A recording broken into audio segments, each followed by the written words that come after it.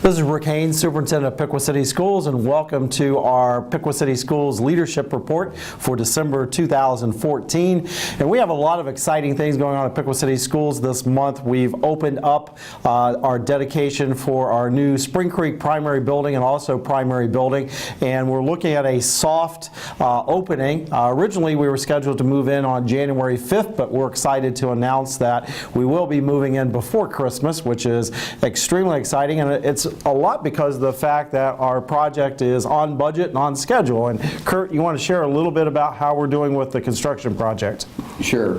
Spring Creek, as you mentioned, we're scheduling our soft move-in. Teachers and staff have been filling up boxes and as they finish with them and getting ready to move in to the new building. Lots of boxes. Many boxes. That'll be happening over the next couple weeks. The building is essentially finished. We've gotten our final inspections from the state, the health department, and we're ready to go. So here in the next few days we'll be moving in, and the same thing is happening at Washington, just really a day later.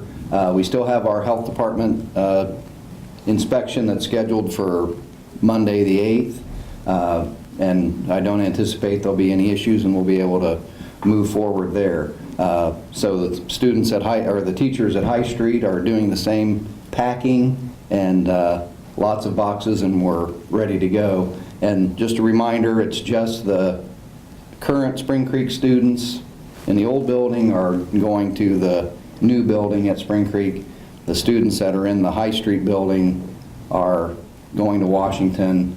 The Nicklin and Favorite Hill students, that'll happen in August of next year, along with the Central Intermediate building. That'll be finished for August of 15 also. I want to make sure we repeat that. So Nicklin Learning Center students, our current kindergarten students, are staying at Nicklin this entire year, and our current Favorite Hill students, grades 1, 2, and 3, are staying at Favorite Hill to finish the year out, and then next year they'll be blended into the two new buildings. That's correct. Okay, great. And you mentioned Piqua Central. You want to share a little bit about how we're coming along there with that project? Yeah, we're coming along very well on that project also. From the outside, we've got almost all of the brick has been installed and almost all of the windows are installed. The windows that are not installed we need for construction access for materials and that type of thing. So we have plastic over those walls, and we are providing heat inside for the protection of the construction materials that are there. Contractors also have a nice place to work. They appreciate some warmth. As an added benefit. Yes. But we have paint on the walls and casework or cabinetry going in the classrooms. The gym basketball goals and acoustical wall panels are in the gym ready to be installed. So a lot happening on the inside over this winter to be able to finish and be ready for August of 15. And just a reminder, some of the peripheral work going on at Spring Creek, we still need to do a turn lane out on Route 36, and that will be happening in the late spring, early summer. We also have the pavement and site work to do at Piqua Central Intermediate School also. And so a lot of things going on. We're looking at a finish of Piqua Central June, July timeframe, I know is what we talked at our last meeting, and be able to move in August of 15 with that building. So exciting things with that. And just a reminder, we talked about Spring Creek and Washington. We are doing that soft opening with those two buildings, and we have lots of activities planned, from taking the teachers over and allowing them to work on rooms while we have some substitute teachers working with grade level students. So our teachers can get the building ready for the instructional side of the building. We also have a transition day planned for both student bodies so that they can go over, spend about an hour and a half in each of the buildings, eat lunch, find out where the basic need things are, like the restrooms, the water fountains, and get familiar with the building, and then open up. Before that, though, we're also having an open house for our parents to join their students in the new buildings, and we have have those scheduled, and details are coming out from the building principals. It's December the 18th, basically, 1 hour for each, and I appreciate the music teachers who have established, they're going to gather in the Commons, do a few Christmas songs that they've been practicing on, and then teachers will be touring their students and their parents of their students throughout those two buildings. So a lot happening, and the great thing about having a soft opening, it allows us to get our students and staff into the buildings for about a week, and then we have a 2-week period while everyone is on Christmas break, and gives our central office staff the capability of going in and doing some tweaking that needs to be done. Anytime you have a new building, there are some things that you need to go back in, and so it gives us 2 weeks, and then students will come back, and January 5th, which was originally going to be the opening, will be full steam ahead with having all the transition finished. And speaking of tweaking and behind the scenes work, I know Eric, with technology, you want to share some of the things new building wise that your team is prepping right now. Well, this past month we've been moving in some of the, I guess, the back end server support that our staff is expecting, our students are expecting. We've added the remote access and gifted and special education software. Those servers are now running from the building. And also our imaging services are running from the building. That technology we use to basically prep the classroom technology, the teacher workstations, deploy all the educational software that they're expecting when they show up to the classroom. We've been making the final connections in the classroom, making sure the interactive projectors are up and running, the touch surfaces, all that stuff works.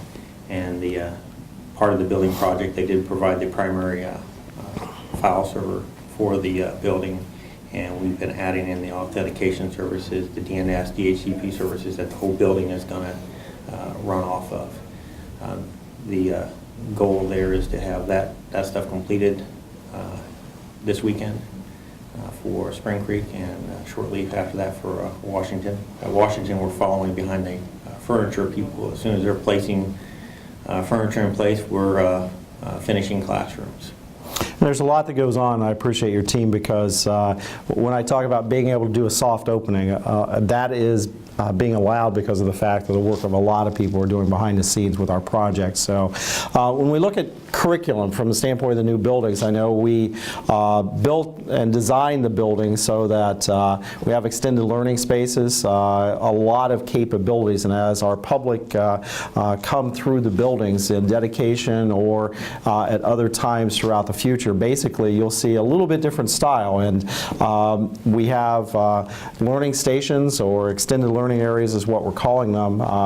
We have a lot of volunteers that help out, and we're blessed with those volunteers. A lot of business partners that help out with our district, and basically we've designed our buildings so that there's space to be used for that. And Dave and Dwayne, any anticipation, great things that the two of you see with the capabilities of the extended learning areas? One of the things that I like that we really started talking about, with the open space and the new concept, we kind of have to teach teachers how to use that. So it's led us into some different scheduling ideas and how we move students through the different station areas, how we can make some smaller group settings with students, how we can maximize our staff differently.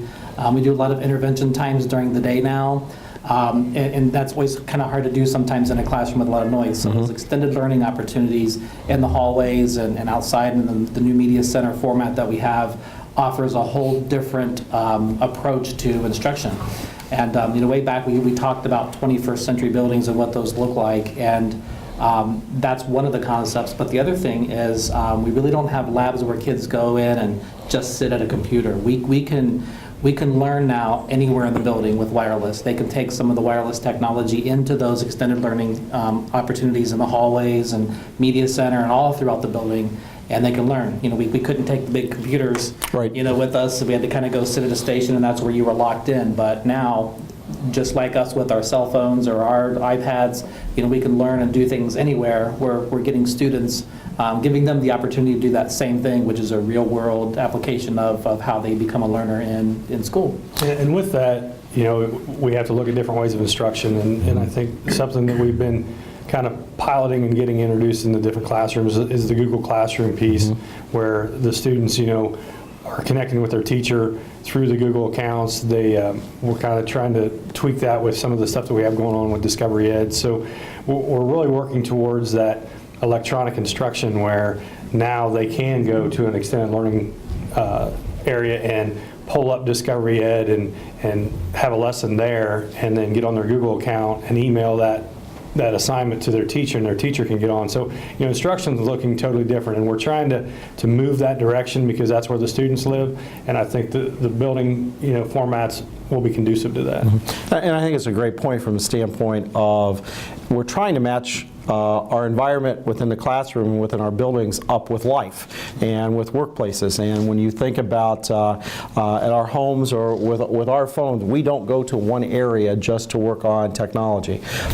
It's with us all the time. It's mobile, and it's one where we're trying to keep our new buildings under that same idea of no matter where they're at in the building, we have the technology and we have the Wi-Fi capabilities so that they can have tools to help enhance their learning no matter where they're at. And so that's going to be exciting to watch. And both of you pointed out that's also a new type of instruction for our staff that we need to continue working on with professional development and encouragement and making sure that Wi-Fi is up and running all the time and things are ready to go. But exciting things that with the way the buildings are designed, and I'm looking very forward to our public being able to see that and being able to do that. So, Eric, I know also with the new buildings, I know the principals alerted us with the soft opening. They also have testing going on, and I know you've been working on making sure that we have the mobile technology to be able to allow for the testing. And so, you want to share a little bit about that? Well, I've been working with the principals and working out the schedule of when they're going to finish their winter assessment, and once that's done, we're going to basically pack up all the mobile technology and be basically moving it in to each of the buildings, so that technology will be available as they do their soft move-in. And I'd like to mention, as you're talking about the different, the wireless of what we had before and what we have now. What we had before in our buildings, most of our elementaries, was basic coverage. What we have in our new buildings is density also, where we can have large group instruction with mobile technology in the hallways, in the classrooms. We now have that capability because of the building project and having enough Wi-Fi coverage and the density to handle that. Great. And so bandwidth is larger, capacity is much better, traffic can be higher. Correct. Okay, great. And with the testing, I know both of you have been working with Park and prepping teachers, resources, and helping the students prep. You want to share a little bit about your work there? Sure. Dave's leading us up. We have a team of people that are actually all working together. I was talking to the Piqua the other day, and she was asking what my role is, and I said I'm just one small puzzle piece to this. Starting with students who, first, I just have to say, are working really hard in the classrooms, mastering the content that they're going to be assessed on. Teachers are working really hard to try to learn the new formats of the testing. That way students are familiar with the questions because they're very different on the Park assessment than anything they've ever seen before. And we continue to go to professional development, that we bring ideas back and show what some of those samples look like so teachers can mimic that in the classroom and get students more familiarized with that formatting.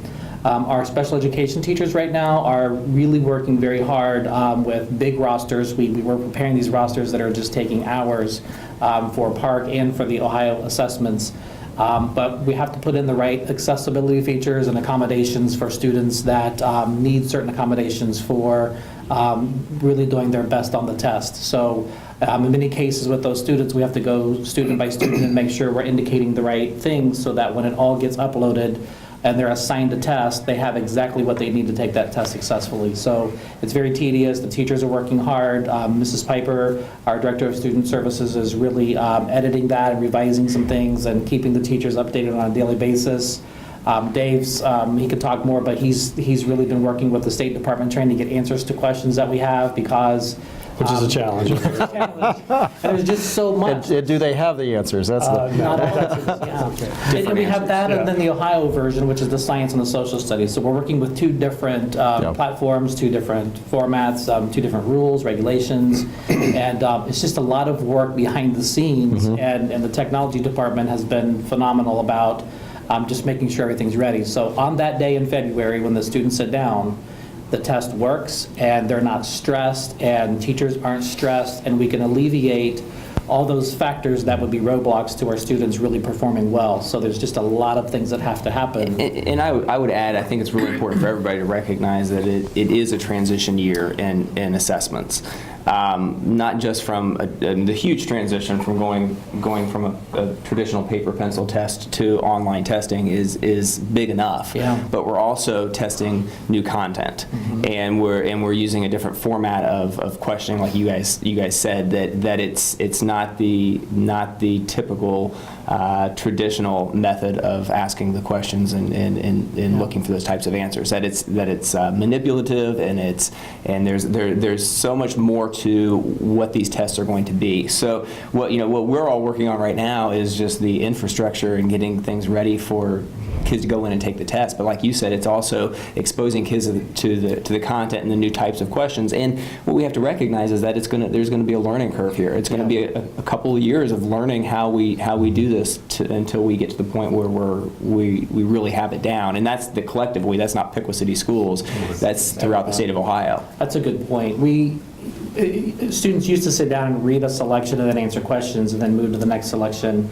Now they've got media, they have to watch some videos, they have to add that knowledge to the text that they're reading. They might hear things auditorily that they just have to listen to, so there's different skills there in terms of watching and listening and matching that up, and they're taking 2 and 3 pieces of text and then finding common themes and then writing argumentative pieces all the way from 3rd grade through 12th grade, and those are some very complex pieces that take time, and when you're sitting during a timed test and the pressure's on, you really have a different feel than if you were really learning the concept in the classroom and you have that time to develop the skills. So, And I think the other thing to go along with that is the fact that the public sometimes doesn't understand, because they may have friends in other districts that might be given paper pencil tests, because that is an option this year. We've chosen to go to online because of our technology department doing such a wonderful job in getting us ready to go and us having the technology to do that. But the public may hear other districts doing paper pencil, but we truly felt as we talked as a team that we're giving our students an advantage by doing an online test, because those things that Dwayne talked about where they get to watch a video clip and then answer the question, that's a lot more engaging than reading something off of paper, and then bubbling in the A, B, or C, where the online test they can drag and drop, they can move things, which we believe the students will be much more engaged, and I think that leads to more success, because the kids aren't just sitting there drudging through a paper test like they've done for years. So I just want to make sure the public's aware that Piqua has chose to go online, and we did that for a reason, and that's to give our students probably in our mind, the best chance for success, because that's where they live, that's what they're familiar with. and that's what's happening in their classes on a regular basis, and that's matching up with their learning styles and what's happening. That's their mode of operations for learning now, and so testing them with that type of technology is great, with everything from what you guys mentioned to simulations that can be occurring with technology now on the testing that otherwise you're just reading about. So it's a great opportunity for our students. And another thing that the parents and the public need to be aware of, we've developed some tutorials over the different types of questions for the PARC assessment and the Science and the Social Studies Ohio assessment, just to allow teachers and students to be able to see what these questions look like, how to manipulate them. Like Dave said, there's a lot of different features where you can drag and drop. There's some new questions where you have to select multiple correct answers, not just A, B, C, or D, which the students sometimes have been trained to do. It's which of these are correct, and there could be 3. So I put together some video tutorials that are on YouTube. They're accessible to anybody. You can just get on YouTube and and search for Park Assessment Video Tutorials or Ohio Computer-Based Assessment Tutorials. And I think that might give some parents and some students the opportunity to see some of these questions and have an explanation behind what they need to do, because we do want to make sure that the students are ready to see those types of questions. Yeah, that's a great resource. Appreciate the work on that. So lots going on with testing and lots going on with prepping our students. Our goal is always when our students sit down to take any type of assessment, to have them comfortable, have them well prepared, and also make sure that they're in a good environment that they're going to do the best that they can. And I appreciate the efforts that's been happening with the team on that. Some other things going on in the district. I know, Dave, based on some test results, we really put into place this year a new scheduling program at our primary schools, and also looking at a pilot program at Spring Creek, and the success of that program has led to us expanding that. And you want to share a little bit about that? Sure. Yeah, we're very excited about the success of the reading program that we're initiating at Spring Creek. And when we say program, I think we need to be clear. This isn't a situation where we went out and bought a product and brought it in. It was, as you said, it was a matter of how we're scheduling our students and using staff to really target specific student instruction and intervention. So the process that we've gone through is identifying students' abilities and needs, grouping students appropriately, and then using additional staff with the classroom teacher in order to provide small group instruction. So we piloted this program in the first grade, and the results have just been terrific. Dwayne, any comments about what we've seen in the? We've tried for a long time with what we call response to intervention. And we've collected great data in our district, and for a few years we've really tried to do what we could with the staff and the time we had in place. And we've tried expanding our days with after-school opportunities, and we've had great success with that. But we knew we had a captive audience during the day, so it was really important for us to really maximize everything that we had there, and that's what this does. And it has been amazing. We collected some early data. We had some data from last year on these students. Did some small group instruction. We've grouped students by ability for parts of the day so that teachers can really hone in on those skills and give some solid practice.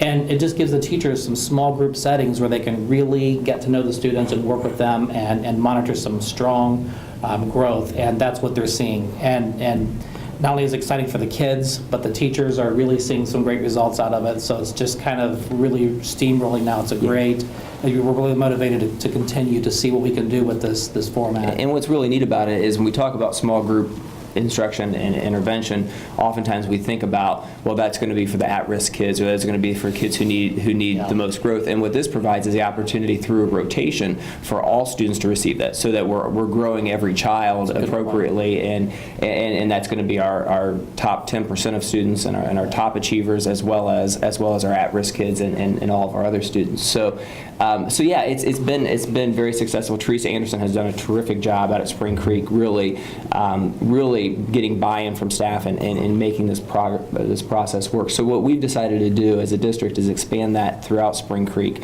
to grades 2 and 3 and staff it appropriately. So we finalized our staffing needs in order to make that happen, and the way that the rotation works is students are divided into basically 3 groups. One group will go and work with a paraprofessional, an instructional aide, who will work through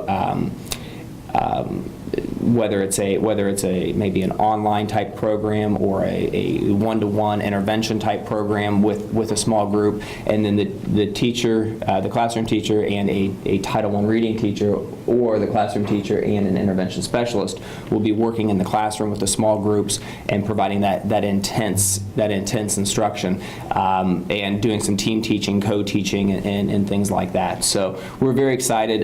We're really happy and grateful that we have the opportunity to do this and to expand it throughout Spring Creek. We're looking at opportunities to expand it district-wide, a version of that for the remainder of the year, so that we can expose our students to that, so that we can schedule next year accordingly. and assuming that we continue to see the success that we've seen in the first grade as the pilot increases. So we're excited about that, and we hope to be able to report back in future months about the success of the program. And it was a response to the fact that we have some gaps in our reading achievement with our students, and we really wanted to address that. And this does provide the opportunity, as you said, at least at the beginning of the year up until now here in December, we are seeing some great results with the pilot and look at continuing that pilot with the hopes of next year moving into the full blast into the 2 new buildings, being able to have a new schedule design and a new approach to making sure that our students are having intense instruction with reading so that they come away with some great reading traits and characteristics and skills that are going to carry them on in not just school but also in life throughout. So, well, folks, I appreciate all the work just for our community. Again, a huge thank you for the support that you provide on a regular basis. Also, as we move at the end of 2014, we want to wish all of our community members and all of our supporters of Piqua City Schools a very Merry Christmas, Happy Holidays, and also a Happy New Year. The next time we'll see you will be in January 2015, and we have great things happening, and we'll be in our new primary schools, Spring Creek and Washington, full blown, and then we also look forward to continuing the construction project and in August of 15 moving into Piqua Central Intermediate. So on behalf of everyone at Piqua City Schools, thank you very much, and Merry Christmas and Happy Holidays.